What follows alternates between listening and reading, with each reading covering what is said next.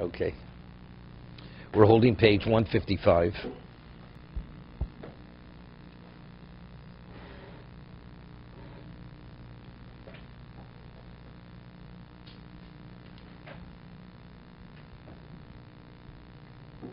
Gimel.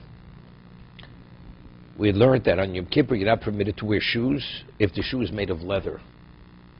Or it's, even if it's made of wood, but if it's coated with leather, you're not permitted. What about Hachayo? A woman had just given birth. If it's within 30 days of giving birth, she's permitted to wear a sandal, meaning a leather shoe. Sandal or a leather shoe. If a person is not well, and he has to wear that type of shoe for his health, even though he's not a cholashish bosakona, a person has some type of wound on his foot, and if he wears, let's say, a soft shoe, he'll have tremendous pain, and the only way he's permitted, Gimel.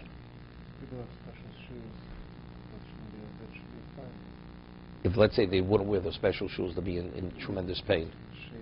It depends, but let's, a person goes with them for one day with another type of shoe, it's not. If they continuously walk with those with an ordinary shoe, they'll have pain. Till 30 days pass after birth, coldness, unless the foot is protected, she could be affected. So what happens if you have the equivalent shoe of another material that can protect the foot? Then of course you're not permitted. It's only when a person has no alternative. It's not, because I'm that I could wear leather shoes because it's more attractive. But no, the issue is why? Because it actually protects the foot. Mutal kol odom lino sandal machmas akrov. Right? Person lives in an area, there's scorpions. And if you wear a shoe made of another type of material, a person could be bitten through that shoe. But if it's made of leather, that protects the foot. If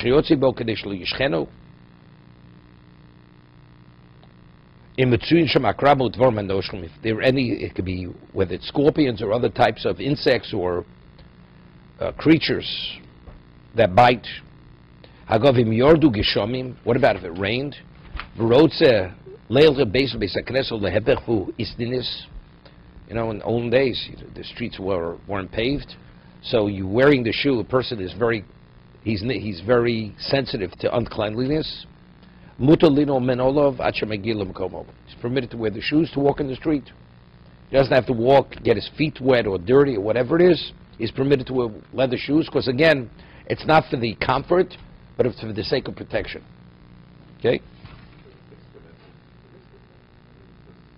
No. Isna is not comfort. It's pain. He's in pain.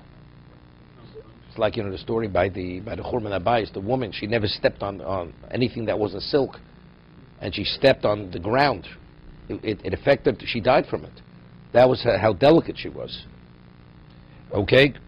Lino sano machmas akra va'afilu eno holech levar mitzvah elo tzorchei atzmo. Hu istinis ish mitzunon.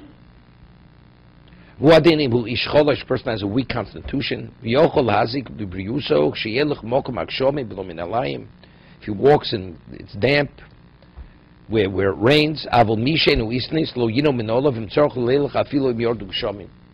But if a person is not that sensitive, because there it's more an issue of one of comfort. Ubefrat sholchem b'ampilios, especially if you wear socks. Kein ein lohem tsar kol kach b'lo min alayim. Lo sheisham boretz refes betit. Now he's differentiating. If there's mud or filth, that's something else. Does kuli alba istnis, everybody. When it comes to mud or that, everybody's in istnis. Mutalino. In the older person went into an area to do his bodily functions. The area was dirty, so unless you wore something on your feet, it wasn't acceptable. But once he leaves that area of uncleanliness, he has to remove it. The moment even the person who's sensitive and delicate, when he comes to the location where he is no longer in pain, he has to remove the shoes. These are godly people. He says something interesting. They wear the shoes in the street. He says the moment they walk into the shul, they have to take it off. It's not when they get to their seat. Because once you're in the building, you're ready in a location where you don't have the cold, you don't have the uncleanliness. So at that point, he has to take it. He says it's wrong for him to wait to get to his seat to remove the. He says Isa Godlu. He's actually violating Yom Kippur. Hear this. He says even when you're permitted the istiness, he should actually wear his right on his left, that he shouldn't have the degree of comfort from the shoes. Because in addition to protecting, you have the degree of comfort. So it is the pleasure aspect. Min olov. If you touch your shoes, you have to wash your hands. So when you put the shoes on, it should be with a cloth. He has to wash his hand, the location which he touched the shoe, because that's considered an unclean location. He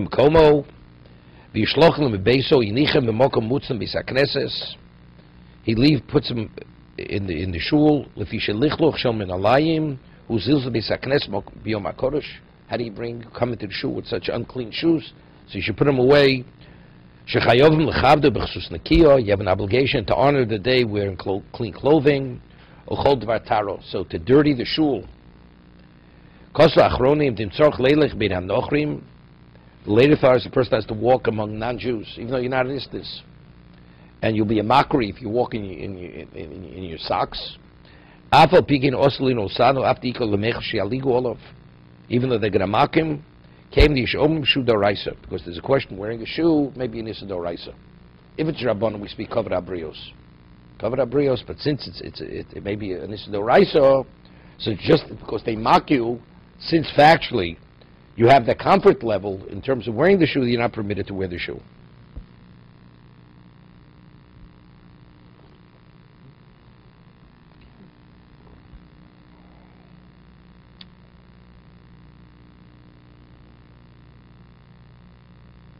It's interesting. He says where you right on your left on the right. He doesn't say you should put stones in your shoe. You know, to really make it what? By Tisha B'Av, put sand in your shoes or stones to make it uncomfortable. Okay.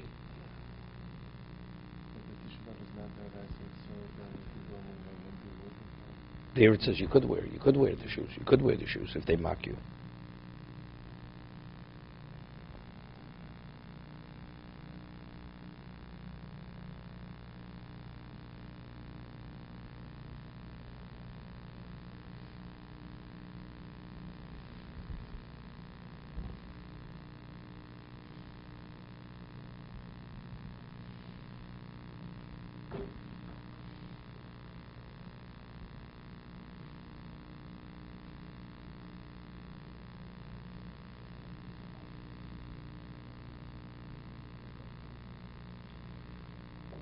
Okay. Yom Kippurim, also b'tash shamita. On Yom Kippur, cohabitation is not permitted. This is the rice, and nobody argues. Shoes is a question. Whether it's the rice is Rabbanan. V'osa liga b'ishto kidui nido. You're not even permitted to touch your wife. You have to treat her as if she's a nida, as if she's a menstruant. V'chein osa lisha l'mishto b'mito. Sleep in the same bed on Yom Kippur, it's not permitted. This is an offense. Even during the daytime. You shouldn't speak to her excessively, because you never know, it could bring to all what we call harchokos, all the fences to distance, to create that separation, husband and wife. That's the way a person should conduct himself in Yom Kippur. Even though fully clothed, in the same bed, it's not permitted. Haroa keri b'yom kippurim. Person who has a nocturnal discharge, a mission on Yom Kippur, yida kol hashana. Person has to worry throughout the year whether you're going to live through the year. Vim also lo shana. If he lived through the year, nuftach lushu ben olam haba. It's clear. Hashem says you have a share in the world to come. That despite that failing, we're not talking about this as some a person did this deliberately. This is something which happened. Whatever. Let's see the Mishna Berura. Yida koloshono Hashem lo kiblu taniso. It's an indication that what Hashem is. It's like, it rains on Sukkot. The Mishnah says it's like a servant wanting to offer a master a cup of wine. That the master takes the cup of wine, throws it into the face of the servant, saying, "I'm not interested." Similarly, it's an indication Hashem is rejecting the person's kindness. Shemarim lo she'HaKadosh Baruch Hu. I understand, but it happened on. You began. That is important. What if a person overate, which very often could actually bring that on? It's only if it's not because he overate or drank too much, or he was thinking about a woman, that's what caused it. Although it's a sin, person brings it upon himself. It's not an indication Hashem is not interested in you. The person brought this upon himself. It's like the Gemara says, a person has a dream. Most dreams we dream is because of things we think about during the daytime. But let's say you have a dream which, like it speaks about an elephant going through the eye of a needle, right? You don't think about that during the daytime. So as a result of that, it has some meaning. Maybe nonsensical, but it means something if you could decipher it. So similarly here, that there's no reason why it should have happened, and yet it happened. Why did it happen? Evidently, Hashem's saying, something, you don't deserve to be forgiven. And this is the message. As a result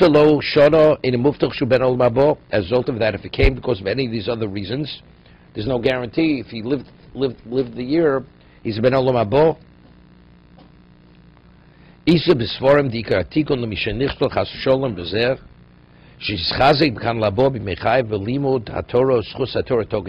person has to strengthen himself in the study of Torah, and the merit of Torah will protect him. If the person normally learns one daf, he should learn two dafim. If he's not able to learn, he should engage in tzedakah and chesed, and that will cause him to live.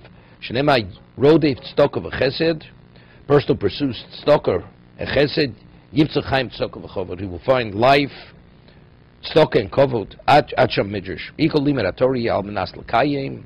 When a person studies, it should be lumen al menas l'kayim, lomen adeinu makayim nochlo shel nivrok. It's Gemara, K'mosham Chazal. Gam lo yeh b'kochel hogin olav chas v'sholem. Unless a person studies for the sake of actualizing the mitzvah, it doesn't have that value. It will protect him. Muftachlo, if a person lives out the year, he's guaranteed his ben olam habo. Shebvari yesh lo schuyas harbe sheginu olav. He has multiple merits which protected him. Vu yarach yomim, and he's going to live a long life. K'dichsiv yira zera yarach yomim. Yira zera, the one who sees zera, it's referring to semen, and he lives out the year, yarach yomim.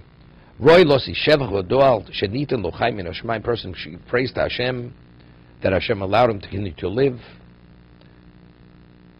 Okay, over here he has in the Sharatzion.